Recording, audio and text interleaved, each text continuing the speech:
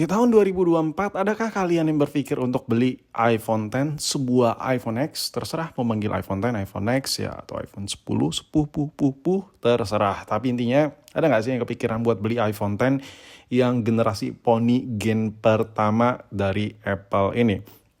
Oke, sebelum kita bahas lebih dalam, gue pengen ngasih tahu aja bahwa iPhone X ini sebenarnya kalau dibeli, ini kalau dari opini gue pribadi, gue sudah tidak menyarankan iPhone X ini. Gue lebih merekomendasiin lo buat beli varian iPhone 8, khususnya iPhone 8 Plus, ketimbang iPhone X ini.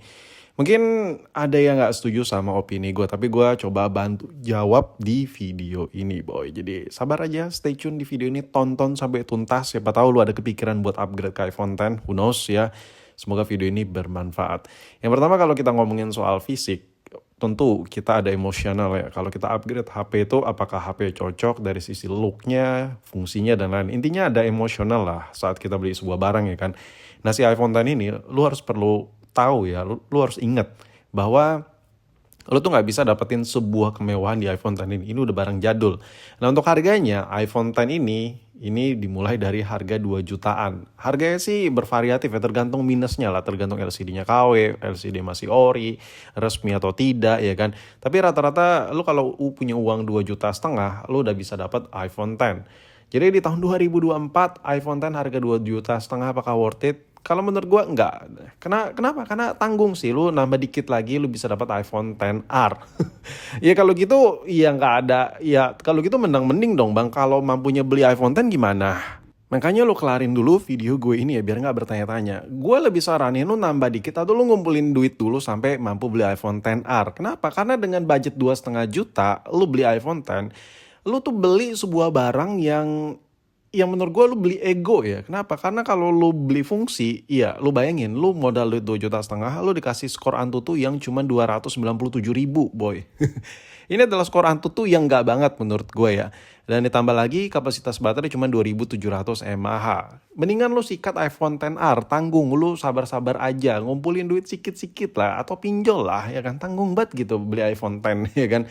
Pilih iPhone XR, kemana-mana menang iPhone XR dibandingkan iPhone X. Ini menurut gue ya, ini menurut gue. So kalau gitu apa bang kelebihan iPhone XR dibandingkan iPhone X? Gue bakal coba spill dikit ya. Sebenarnya ini lebih ngebahas iPhone X sih, tapi kayak kurang seru aja kalau nggak ada perdebatan gitu. Nah, untuk iPhone XR sendiri lu nambah sedikit, lu dapat skor Antutu di angka 751.000.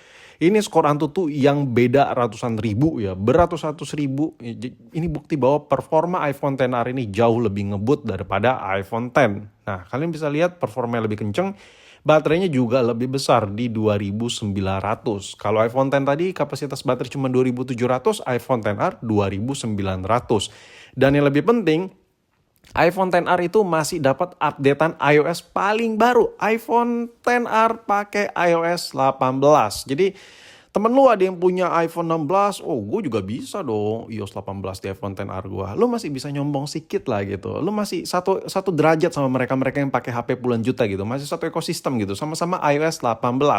Tapi kalau lu beli iPhone X, ya udah gak dapat updatean ya kan. Yang kedua, yang terakhir, yang terus ya apalah ya, intinya kameranya jauh lebih bagus ketimbang iPhone X biasa. iPhone X biasa itu kameranya memang double dibandingkan iPhone XR yang kameranya cuma single. Tapi kamera double iPhone X itu nggak guna sih menurut gue. Kenapa? Karena kayak ngezoom-ngezoomnya itu bisa diatasin dengan software yang ada di handphone, entah itu dari XR ataupun Android lainnya.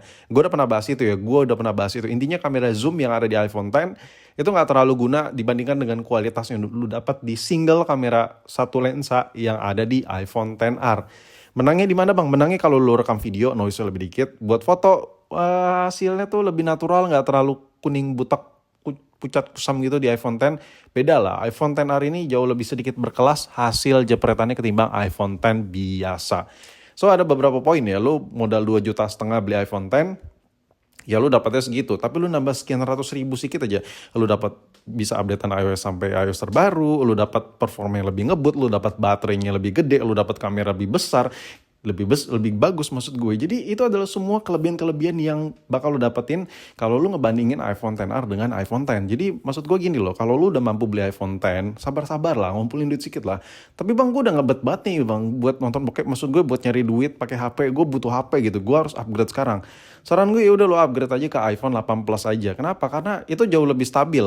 Nah, iPhone XR juga itu adalah solusi buat lu yang nggak ini buat lu yang mau gaya lah. Lu tahu iPhone SE juga dapat di harga 2 jutaan yang inter seharga iPhone X ya kan. Bisa iOS 18 juga. Tapi lu gengsi gitu pakai iPhone, masih ada home buttonnya, udah lu ambil iPhone XR aja. Itu buat gengsi ya. iPhone XR ini buat gengsi masih dapat ya, karena HP-nya gede, bukan dimensi layar 4,7 inch dan layarnya ada poni-poninya gitu. Jadi menurut gue dari sisi look-nya juga masih oke gitu.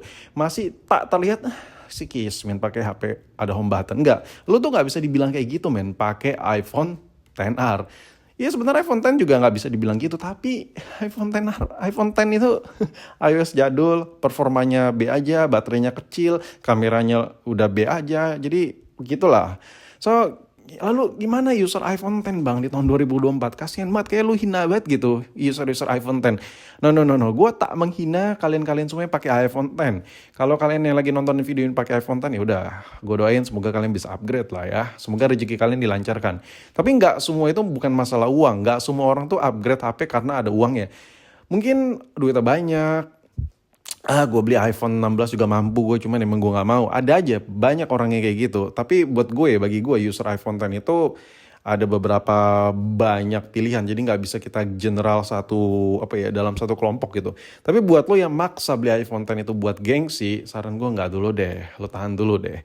Lo beli iPhone X, pakai iPhone X, lo nongkrong di cafe shop juga dikira lo bocah kismin boy, karena HP juga udah HP jadul gitu. Dan gue lebih ngerekomendasiin kalau budget 2,5 juta kayak lu alergi banget gitu buat beli HP lebih dari itu, budget lu cuma segitu, ya udah lu kalau lu mau dengerin kata gue skip iPhone X, lu pilih misalnya kayak Samsung atau Pixel. Nih coba Pixel ya, di harga yang sama dengan iPhone X lu dapat skor Antutu yang jauh lebih oke, lebih stabil, dan lu juga bisa dapat kamera lebih jos, layar sedikit lebih besar.